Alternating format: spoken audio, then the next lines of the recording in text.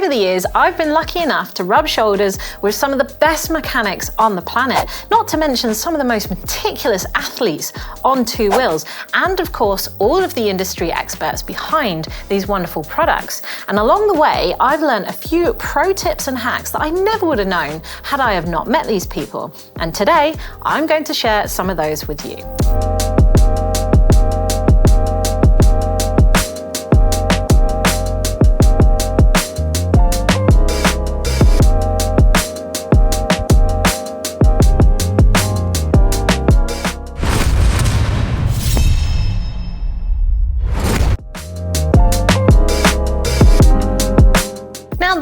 Of different lubes on the market, and even if you bought different lubes from the same brand, they will need to be treated quite differently. So for example, a wet weather lube is largely oil based and a dry weather lube is largely wax based, and the all weather lube is a mixture of the two. Now this is why the wet weather and the all weather lube last a bit longer, but it's also why you can apply these same day before you ride, but why you should also be applying dry lube the night before. Now the reason for this is because the wax is suspended in a carrier, and that carrier needs to evaporate in order to leave the wax behind and let it harden.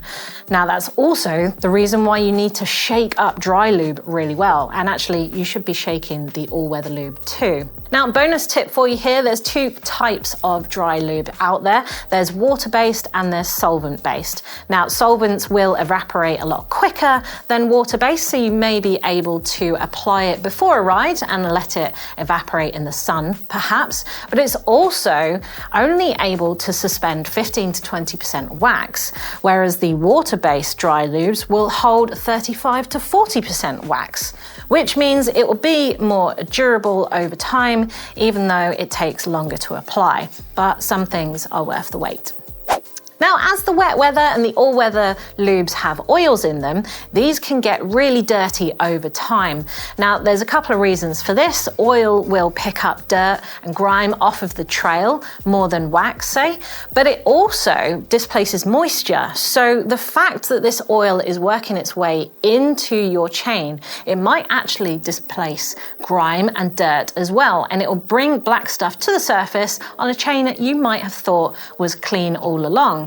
Now, there's not much we can do about this. We can just continuously clean the chain, and often it will clean itself as it draws that grime out. However, if you find that you're struggling to remove this black stuff, this grime buildup, chances are your lube has a waterproofing agent in it. Now, this is great for a long-lasting lube. However, you're going to need an industrial strength degreaser in order to get rid of that. So it's a bit of horses for courses. Personally, I'd rather spend more time riding my bike than clean it. Now, you're probably using a degreaser or a foaming cleaning agent on your cassette and chain, and maybe you're even using a brush to agitate it in order to clean it off. But the pro level tip here is to actually cycle through all of your gears, perhaps on a work stand or actually riding the bike around with the cleaner on it. Now, this will agitate the dirt inside the chain links, and if you can do this for around 2 minutes, then that gives you even further time for the cleaner to do its job. If you're switching from a wet or all-weather lube over to dry lube, then you're going to need to degrease that chain and then wash it afterwards. Otherwise, your wax won't sit correctly on the chain.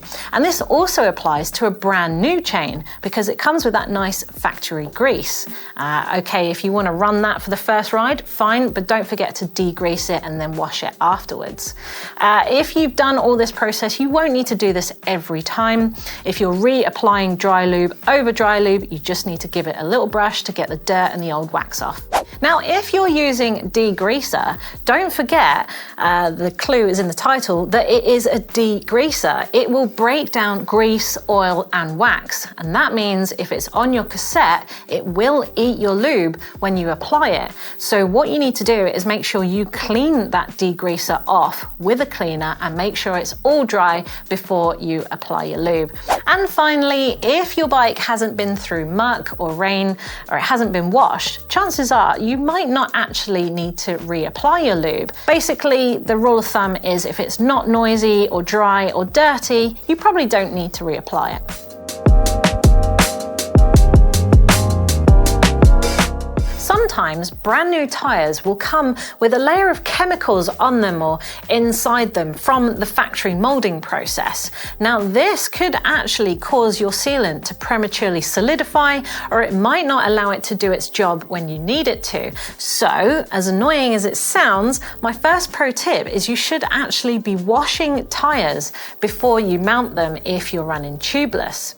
Now, a bonus tip is that you should actually be washing your tyres if you're replacing sealant as well, because old sealant could go off, and if you're mixing brands, it could cause them to react. Now, you can't have a fast-acting sealant that also lasts a long time. Now, there's two different types of sealant out there. There's chemical-based and there's water-based. And chemical-based will seal holes much quicker because the chemicals can evaporate quicker than water. But for that reason, it will evaporate over time quickly as well in your tyre, which means it won't last as long as a water-based sealant like this.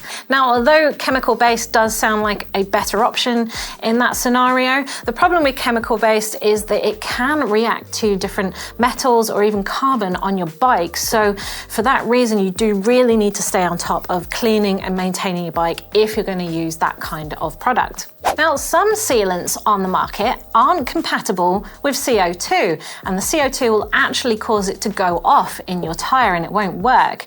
So if you've used a CO2 canister, it should seal up your tyre in the immediate instance. However, as soon as you get home, you might want to deflate your tyre and re-inflate it with just normal air from your track pump to ensure that that sealant doesn't go off. To get a good seal for your tubeless sealant, you obviously need some good tape, but you also need that tape to stick properly. And the best way to do this is to ensure that your rims are completely clean. You don't want any old glue on there, any grease, even the oils from our fingertips can cause this tape to not stick properly. So you should be using a degreaser or even this XXX solvent degreaser, which should get everything off of your rim to create a good seal. But don't forget that you need to wash that degreaser off as well, otherwise it may cause the glue not to adhere.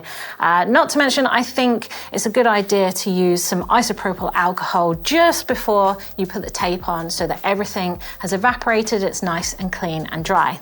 Now, I love a tubeless tyre plug, but here is my final pro hack for you, is do not touch these things, because the more you touch them, the more you take that stickiness off them and they might not work as well. So what you should be doing is getting your tyre plug and literally pulling them straight off the plastic and using it without your fingertips. But anyway, that's all I've got time for, and they are my favorite pro lubing and sealing hacks. But if I've missed any, if there's any nerds out there that want to share your own, then let us know down in the comments below and give us a big old thumbs up if you want to see more pro hacks like this in the future.